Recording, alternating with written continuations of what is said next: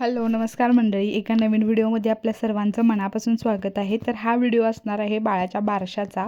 पण ही जी clip shoot केलेली आहे ती मी भावानं माझ्या नवीन गाडी घेतली आणि त्याच्या पूजनाच्या वेळीची क्लिप शूट केली आणि हा ओरिजिनल साऊंड आहे। सगळ्यात मोठे आहे मारकड पाया पडायचे प्रसाद देतानी पाया पड नाही तुम्ही नाव पाया पडायचे तुझ्या घ्यायचा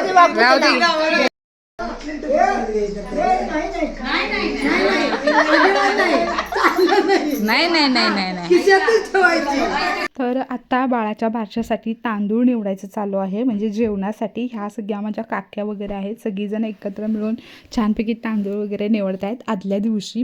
आणि सेम दुसऱ्या दिवशी सकाळी उठल्यापासून जेवणाची तयारी चाललेली। आता इथं भाजी वगैरे कट करायला चालू आहे। आणि गावाकडे कसं असते, कुठला पण कार्यक्रम असला की सगळीजण असं एकत्र मिळून छान करतात, ते काम वगैरे करतात, त्यामुळे तो कार्यक्रम कधी होऊन जातो हे समजतच नाही। आणि इकडे डेकोरेशनचं काम वगैरे चाललेलं, प्रत्येकजण आपली नेमून दिलेली कामं करत असतात, त्याच्यामुळे कामं पटपट होतात। आणि हे सगळे व्हिडिओज किंवा ह्या क्लिप्स तुम्ही शॉर्ट व्हिडिओमध्ये बघितल्याच असणार, पण एकत्र हा एक व्लॉग करूया म्हटलं की कायम आठवणीत राहील बारशाचा व्लॉग अशा निमित्तानं, म्हणून मग सगळ्या क्लिप एकत्र करून थोडंसं व्हिडिओ करण्याचा प्रयत्न केला आहे। सगळीजण जमलेली पाहुणे तसे तर कोण जास्त नव्हतेच।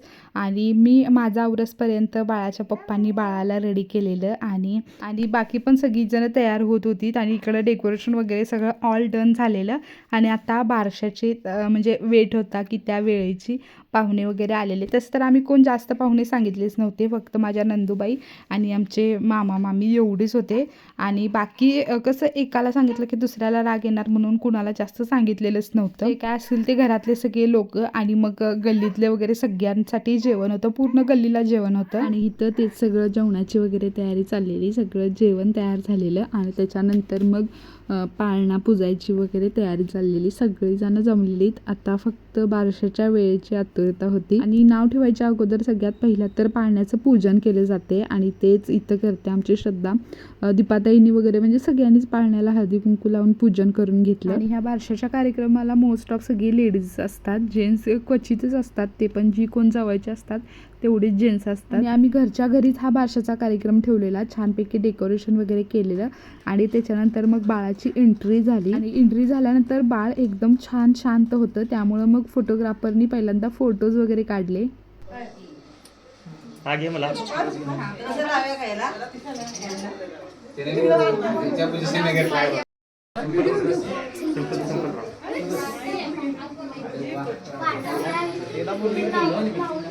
फोटोग्राफरला पण घेऊया आपल्या ब्लॉग मध्ये।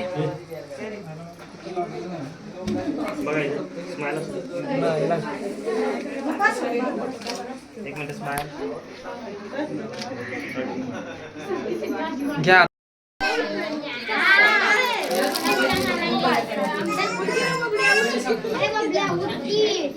बाळ सुरुवातीला शांत होतं तोपर्यंत सगळ्यांनी फोटो काढून वगैरे घेतले।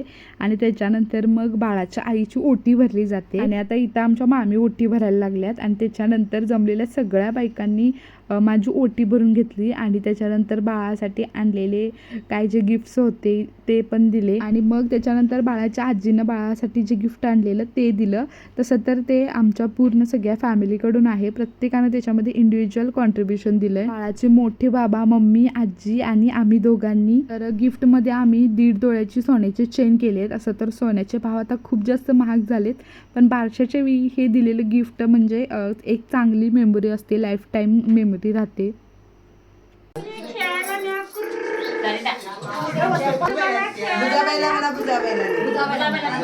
आमच्या बुजाबाईला खेळायला माझी नितीन अशी दोन नाव आहेत। आमच्या निमाजीला खेळायला न्या। आता तुमचं नाव जोरात ठेवा।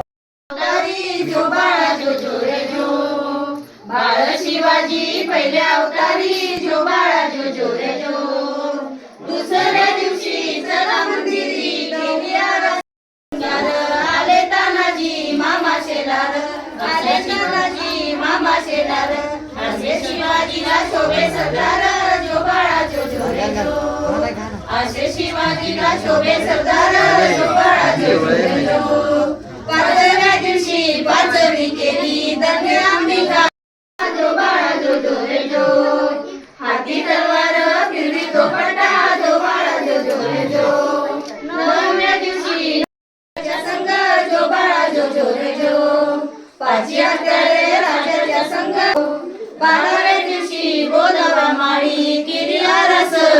पाहुणी केळी नाव शिवाजी ऐका मंडळी जो बाळा जो जो रे जो नाव शिवाजी ऐका मंडळी यशोदा मांडीवर श्रीकृष्ण डोला जो बाळा जो जो रे जो आठव्या दिवशी अत्तीचा थाट फुलल्या गवळणी 360 कृष्णाची पहाट जसा जळतो तो हर्षाचा भिंग जो बाळा जो जो रे जो जसा जळतो तो हर्षाचा भिंग जो बाळा. तर अशा प्रकारे बाळाचं बारसं झालं आणि 1-2 नाही तर तब्बल 3 पाळणे म्हटले. आणि आता वेळ होती ती म्हणजे बाळाचं नाव रिव्हील करण्याची. तर बाळाचं नाव आहे रिद्धेश.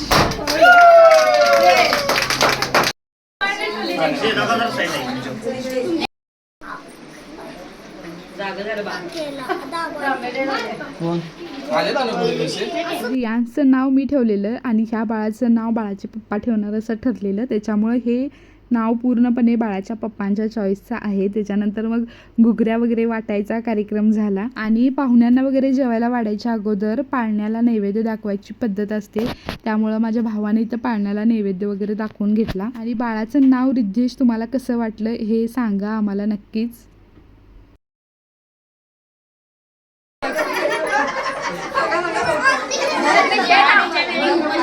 मुरली नावाचं नाव घेते रिद्धेशच्या वर्षाच्या वेळी. वा वा वा वा. तू नाव घेता साखरेने घातली हाताने बसली पंढरपूरचं नाव घेते विठ्ठल. वा वा नाव घ्या त्याचं. महादेवाच्या पिंडीला बेलदर वाकून नाव घेते तुमच्या सर्वांचं मान राखते. झालं की तुझ्या मोठ्याला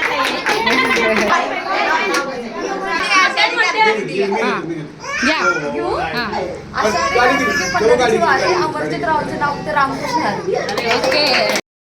पुष्पांच्या माळा लक्ष्मीच्या गळ्यात आनंदराव देसाईंचे नाव घेते रिद्धेच्या बारशात. शेगावच्या गजानन शिर्डीचे